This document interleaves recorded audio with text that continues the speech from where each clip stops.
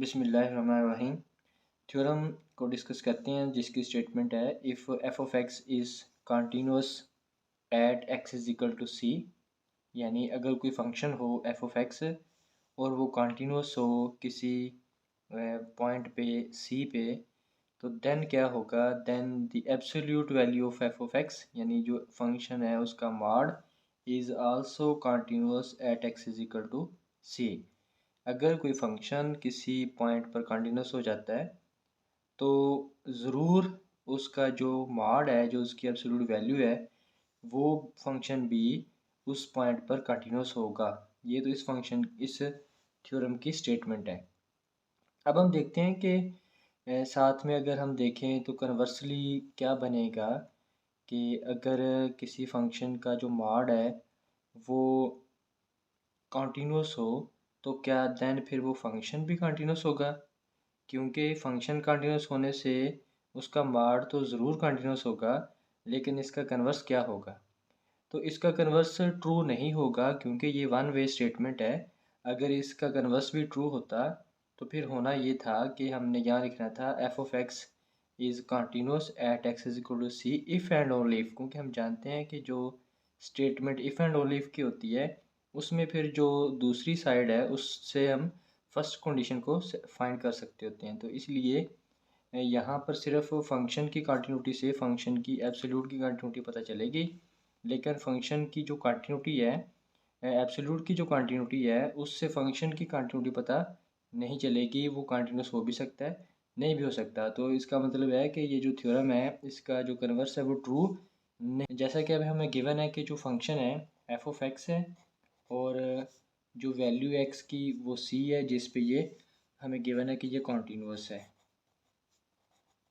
तो कंटिन्यूटी की डेफिनेशन के मुताबिक होगा ये कि F of X minus F of C का जो मॉड है वो लेस देन एप्सिलॉन होगा whenever X minus C का जो मॉड है वो लेस देन डेल्टा होगा।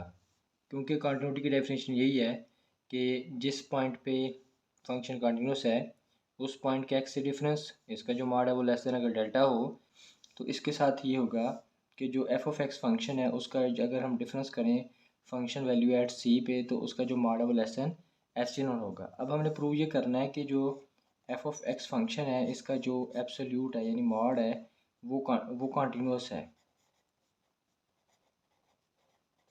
Eight X is equal to C. ये हमने प्रूव करना है, यानी हमने प्रूव ये करना है कि यहाँ पर फंक्शन की जगह अगर फंक्शन का मॉड आ जाए इस डेफिनेशन में, देन भी ये लेस देन एप्सिलॉन होना चाहिए। अगर यहाँ पर हम फंक्शन की जगह उसका जो मॉड है वो पुट कर दें और ये लेस देन एप्सिलॉन आ जाए, तो फिर ये प्रूव हो जाएगा कि ये जो फंक्शन का मॉड है एब्सोल्यूट है वो भी कंटिन्यूस है एक्स इज इक्वल टू सी पे। तो इसके लिए हम लिखते हैं एफ ऑफ एक्स की जगह पे एफ ऑफ एक्स का मॉड, और इसी तरह से यहाँ पर भी एफ ऑफ सी का मॉड आ जाएगा और ये इसका होल मॉड एब्सोल्यूट। एब्सोल्यूट की इनक्वालिटीज़ में हम जानते हैं कि जो A mod minus B mod का मॉड होता है वो less or equal to A minus B mod होता है। तो अगर हम इसको यहाँ पर अप्लाई करें तो क्या बनेगा कि F of X minus F of C,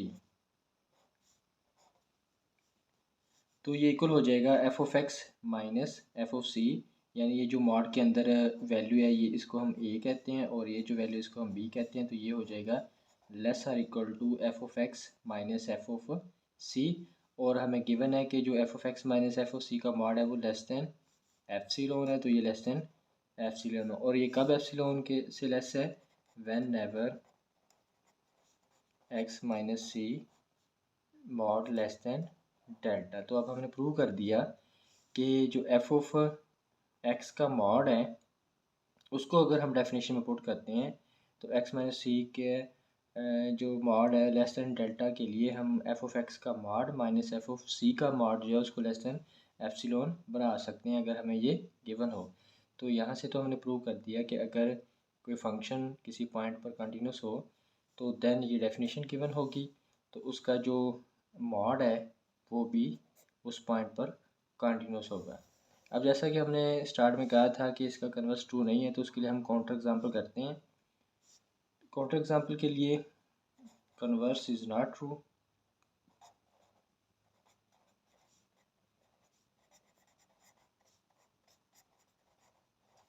converse को डिसप्रूव करने के लिए हमें काउंटर एग्जांपल देना होती है। तो इसके लिए हम एक फंक्शन है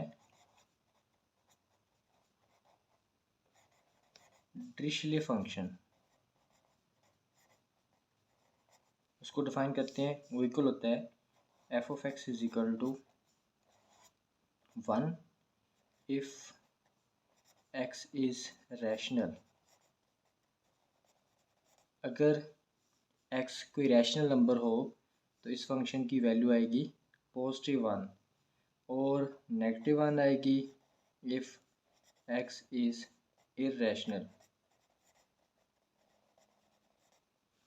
ये डिरिचले फंक्शन है जिसको डिरिचले ने डिफ़ाइन किया है रैशनल और इर्रेशनल के साथ। अब हम देखते हैं कि अगर हम इस फंक्शन का मॉड करें तो इसका मॉड इक्वल होगा 1 और ये -1 भी 1 हो जाएगा। दोनों के लिए x बिलोंग्स टू रैशनल और x बिलोंग्स टू इर्रेशनल। अब हम देखते हैं कि ये फंक्शन है और ये इसका मॉड है।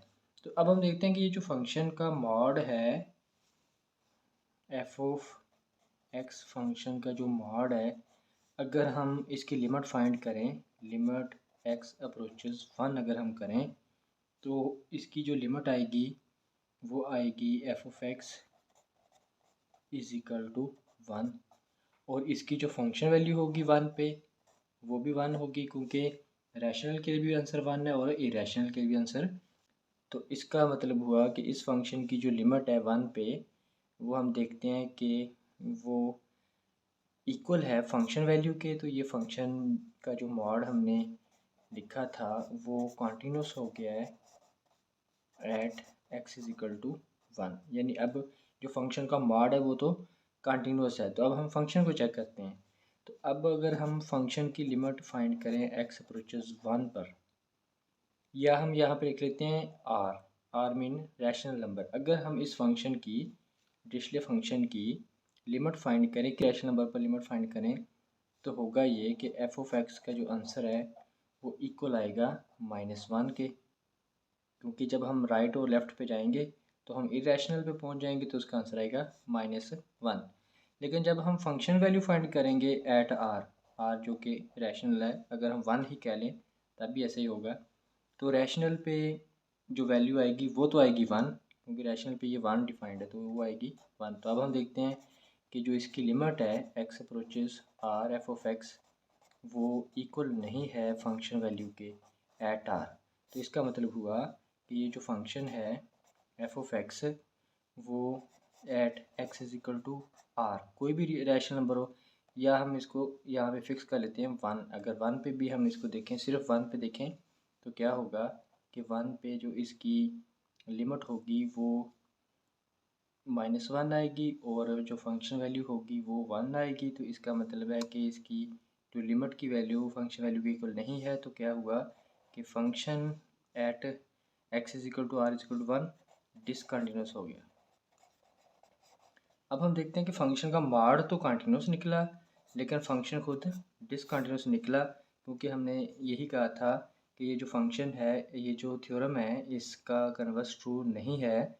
यानी कि अगर फंक्शन कंटिन्यूस हो तो एब्सोल्यूट ज़रूर कंटिन्यूस होगी, लेकिन अगर एब्सोल्यूट कंटिन्यूस हो तो फंक्शन का कंटिन्यूस होना ज़रूरी नहीं है। वो कंटिन्यूस हो भी सकता है, नहीं भी हो सकता, लेकिन अश्योरिटी नहीं है।